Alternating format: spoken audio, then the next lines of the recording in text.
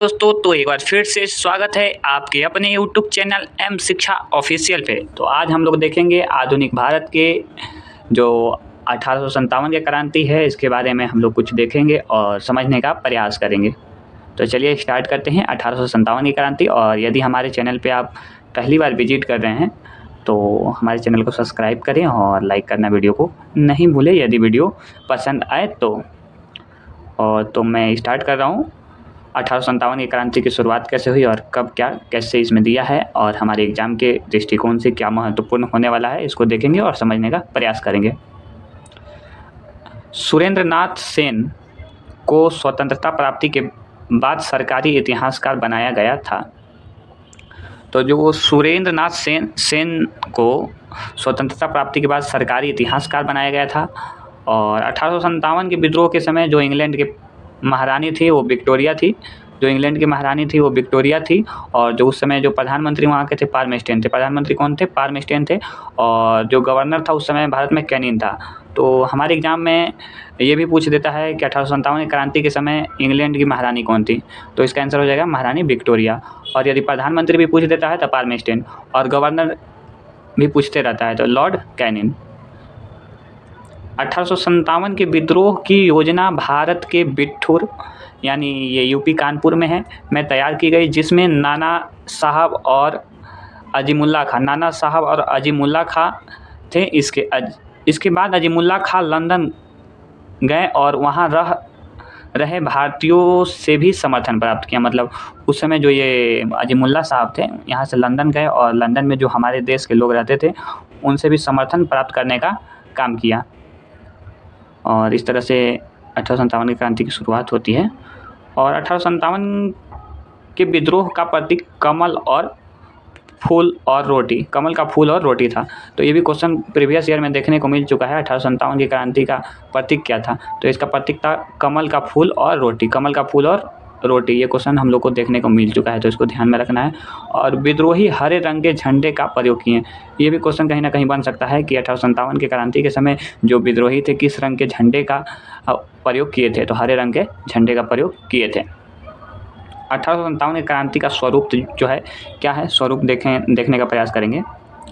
अनेक ब्रिटिश इतिहासकार इस विद्रोह को सैनिक विद्रोह के नाम से जानते हैं और कहते हैं कि एक सैनिक विद्रोह था और मुस्लिम षड्यंत्र था, धर्मांधों और ईसाइयों के विरुद्ध विद्रोह आदि मानते हैं। मतलब सारे जो इतिहासकार है सब अपने अनुसार से इसको अलग अलग मानते हैं। नेक्स्ट, अधिकांश भारतीय इतिहासकार इसे भारत की स्वतंत्रता के लिए प्रथम स्वतंत्रता संग्राम या राष्ट्रीय आंदोलन मानते हैं। जो भारतीय इतिहासकार है इसको प्रथम स्वतंत्रता संग्राम या राष्ट्रीय आंदोलन मानते हैं, ये जो भारतीय इतिहासकार मानते हैं। और जो बाकी ब्रिटिश हैं तो वो अपने हिसाब से मानते हैं। यह पूर्णतः राष्ट्रीय आंदोलन नहीं था, क्योंकि राष्ट्रीय भावना के सभी लोग प्रेरित भी नहीं थे। फिर भी यह राष्ट्रीय आंदोलन का प्रथम चरण था, क्योंकि सभी का उद्देश्य भारत से ब्रिटिश शासन को उखाड़ फेंकना था। कहने का मतलब ये है कि जो उस समय ये 1857 का आंदोलन हो रहा था, ये राष्ट्रीय आंदोलन पूर्णतः नहीं कह सकते हैं, क्योंकि जो भी लड़ाई लड़ रहे थे 1857 की क्रांति, झांसी की रानी जी भी लड़ रही थी तो वो अपने साम्राज्य के लिए लड़ रही थी। और जो भी लड़ रहे थे तो कहीं ना कहीं अपने पर्सनल जो लाभ है उसके लिए लड़ रहे थे। तो इस तरह इसको पूर्णतः राष्ट्रीय आंदोलन नहीं कह सकते हैं, लेकिन कहीं ना कहीं ये ब्रिटिश को उखाड़ फेंकने के लिए लड़ा जा रहा था। तो इस तरह से इसको हम भारत के प्रथम स्वतंत्रता आंदोलन कह सकते हैं। इसका कारण, मुख्य उद्देश्य कारण क्या था? तो इसमें भी महत्वपूर्ण कारण राजनीतिक कारण हो सकता है, और भी कारण हो सकती है। तो राजनीतिक कारण हम लोग पहले देखते हैं।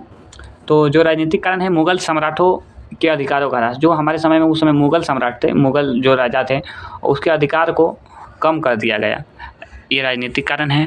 और डलहौजी ने 1856 ईस्वी में अवध के शासक वाजिद अली शाह पर कुप्रशासन का आरोप लगाकर अवध को अंग्रेजी साम्राज्य में विलय कर लिया। किसको अंग्रेजी साम्राज्य में विलय किया? अवध को अंग्रेजी साम्राज्य में विलय कर लिया। और अवध के नवाब वाजिद अली शाह को कलकत्ता निर्वासित कर दिया। जो वहाँ के मतलब राजा थे उनको कलकत्ता निर्वासित कर दिया, यानी वहाँ से उनको कलकत्ता में भेज दिया। और डलहौजी ने भारतीय नरेशों को पुत्र को गोद लेने का निषेध किया और राज्यों को हड़प का नीति लाया। ये भी क्वेश्चन देना, हड़प का नीति कौन लाया है? हड़प का नीति कौन लाया है? डलहौजी। कौन? डलहौजी, ये याद रखना है हम लोगों को। और इसके बाद जो ब्रिटिश साम्राज्य में मिला लिया गया, सबसे पहले सतारा, उसके बाद सबलपुर, जैतपुर, बघार, झांसी, उदयपुर, ये सबों को मिला लिया गया। और नाना साहब की पेंशन जो है वो बंद कर दिया गया। इसकी वजह से नाना साहब 1857 में लड़ रहे थे, इनका पेंशन बंद कर दिया गया था। और इसमें जो आर्थिक कारण है, अब आर्थिक कारण क्या है वो भी हम लोग समझेंगे। यहाँ अंग्रेज़ों की भू राजस्व नीति के कारण लोगों का अत्यधिक शोषण हुआ और इनकी आर्थिक नीतियों के कारण अकाल और महामारी पैदा हुई, जिससे सर्वाधिक संख्या में लोग की मृत्यु हुई। मतलब उस समय जो हमारे यहाँ उनका जो नियम कानून था बहुत कड़क मिजाज का था, जिसके वजह से यहाँ अकाल आ गया और महामारी पैदा हो गई, जिससे सर्वाधिक लोगों की संख्या में मृत्यु हो गई। मृत्यु हो गई क्यों नहीं? अब मान लीजिए हमारी उपज है 50 कुंटल और टैक्स है उसका 60 का, तो कैसे देंगे? तो इसके लिए कहीं ना कहीं हम लोगों को देखना होता है और ये समस्या हुई। और जो है सामाजिक और धार्मिक कारण भी हम लोग समझेंगे। अंग्रेज भारतीयों का बहुत अपमान करते थे। ये भारतीयों को नस्ली गाली देते थे, मतलब भारतीय लोग जो थे उनको गाली देने का कार्य करते थे जो अंग्रेजी लोग थे। एक अंग्रेज अधिकारी एडवर्ड के अनुसार हमारा भारत में अधिकार करने का उद्देश्य लोगों को ईसाई बनाना था। जो मतलब जो एडवर्ड था उसका उद्देश्य था कि जो भारत में है, भारत के लोगों को उद्देश्य उसका था कि ईसाई, यहाँ के लोगों को सबको ईसाई धर्म में परिवर्तित करना।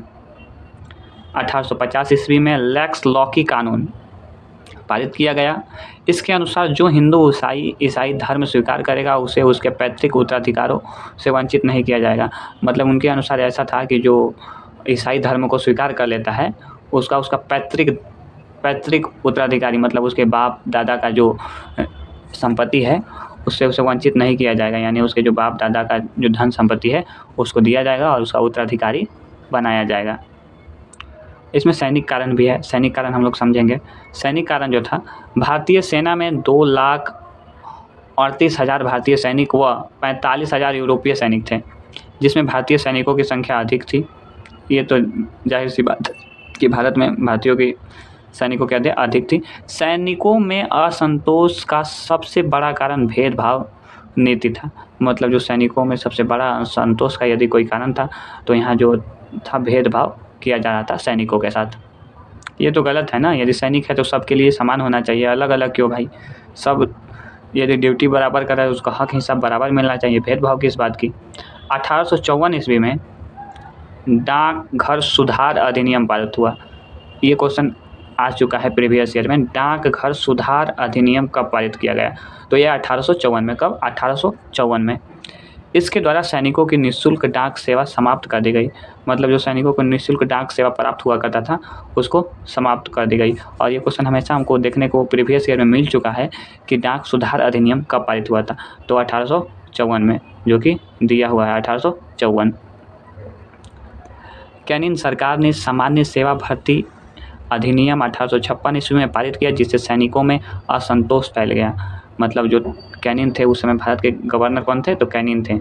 और इन्होंने सामान्य सेवा भर्ती अधिनियम 1856 पारित किया, जिससे सैनिकों का असंतोष बढ़ गया। आज क्लास को यहीं तक करते हैं और आगे के क्लास में हम लोग तात्कालिक कारण वगैरह पढ़ेंगे। चूँकि ये वीडियो बहुत लंबा हो जाएगा तो आप लोग को देखने में इंटरेस्ट नहीं आएगा। तो और ये 1857 का क्रांति का पार्ट 1 रहा और पार्ट 2 हम जल्द ही लेकर आ रहे हैं। तब तक के लिए धन्यवाद और आप लोग हमारे साथ बने रहिए। कहीं ना कहीं एग्ज़ाम के दृष्टिकोण से ये परीक्षा मंथन से है, परीक्षा मंथन बुक से मैं करा रहा हूँ, तो ये काफ़ी इम्पोर्टेंट है। तब तक के लिए धन्यवाद। जुड़ने के लिए धन्यवाद।